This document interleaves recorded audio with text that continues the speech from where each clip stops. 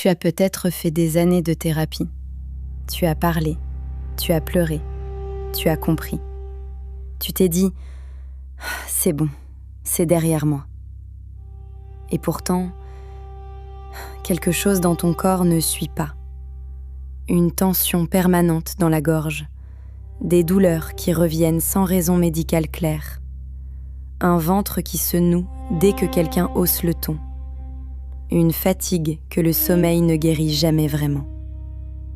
Ce n'est pas dans ta tête, et ce n'est pas une faiblesse. C'est ton corps qui parle, et il te dit quelque chose de très précis. Le psychiatre Bessel van der Kolk a passé 40 ans à travailler avec des survivants de traumatismes. Vétérans de guerre, enfants maltraités, victimes de violences.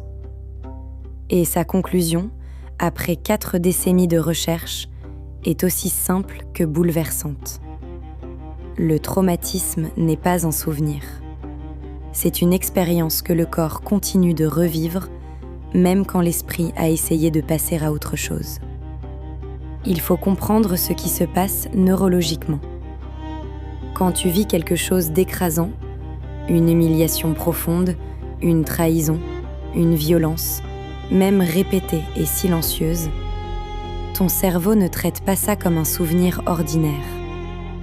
L'amygdale, qui est ton système d'alarme, s'embrase. Et dans le même temps, les zones du langage s'éteignent. C'est pour ça que tant de gens ne trouvent pas les mots pour décrire ce qu'ils ont vécu. Pas parce qu'ils manquent d'intelligence ou de vocabulaire, mais parce que le trauma ne passe pas par le langage. Il passe par le corps. Et le corps, lui, il stocke, il encode, il garde tout. Les tensions chroniques dans le cou, dans les épaules, dans la mâchoire, ce sont souvent les dernières défenses d'un système nerveux qui a appris à se préparer au pire. Le ventre noué face au conflit, c'est le souvenir cellulaire d'une époque où le conflit était dangereux. Les crises de panique qui surgissent de nulle part, c'est ton système nerveux qui rejoue en temps réel une menace qui, pour lui, n'a jamais vraiment disparu. Tu n'es pas fou ou folle. Tu es quelqu'un dont le corps a intégré que le monde n'était pas sûr. Et il fait son travail de te protéger, même des années après, même quand le danger est passé.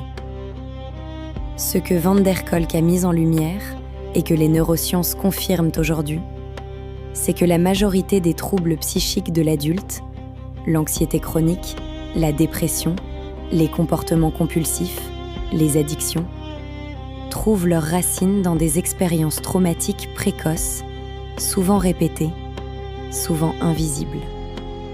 Pas forcément un événement unique et spectaculaire. Parfois juste des années à vivre dans un environnement où tu ne te sentais pas en sécurité, où tu ne te sentais pas vue, où tu devais te mettre en veilleuse pour survivre. Et ces années-là, elles ne disparaissent pas quand tu grandis. Elles s'enquistent dans ta posture, dans ta façon de respirer ou de ne pas respirer, dans la manière dont tu te contractes quand quelqu'un s'approche trop vite, dans ce réflexe de t'excuser avant même d'avoir fait quelque chose. Si ce que je dis résonne en toi, abonne-toi à cette chaîne. Chaque semaine, on explore ensemble ces mécanismes invisibles qui gouvernent nos vies. Et si tu connais quelqu'un qui a besoin d'entendre ça, partage cette vidéo maintenant. Il y a quelque chose d'important à comprendre. Ton corps n'est pas ton ennemi. Ses réactions, ses tensions, ses symptômes, ils ne sont pas des pannes. Ce sont des stratégies de survie qui ont fonctionné un jour, qui t'ont protégé quand tu n'avais pas d'autre choix. Le problème, c'est quand ces stratégies continuent de tourner en boucle, des années plus tard, dans des contextes qui ne sont plus dangereux. Quand ton système nerveux est incapable de faire la différence entre hier et aujourd'hui, entre la menace passée et le présent. Alors qu'est-ce qu'on fait avec ça? La première étape, c'est de cesser de croire que penser autrement suffit. Le trauma n'est pas cognitif. Tu ne peux pas le résoudre par la seule force de la raison. Parler de ce qui s'est passé aide, mais ça ne libère pas à lui seul le corps de sa mémoire. C'est pour ça que des approches comme l'EMDR, la somatic experiencing, le yoga thérapeutique ou encore la théorie polyvagale ont changé la donne dans le traitement du trauma. Pas parce qu'elles sont à la mode, mais parce qu'elles s'adressent là où le trauma réside vraiment, dans le système nerveux, dans les sensations, dans le corps. L'objectif n'est pas d'effacer ce qui s'est passé, c'est d'aider ton système nerveux à comprendre que c'est terminé, que tu es en sécurité maintenant, que tu peux relâcher. Et ça passe par des expériences corporelles concrètes. Sentir tes pieds sur le sol, réguler ta respiration, apprendre à détecter dans ton corps les signaux de tension avant qu'ils ne débordent. C'est ce qu'on appelle la fenêtre de tolérance, cette zone dans laquelle tu peux ressentir sans être submergé. Le travail thérapeutique, c'est d'élargir progressivement cette fenêtre.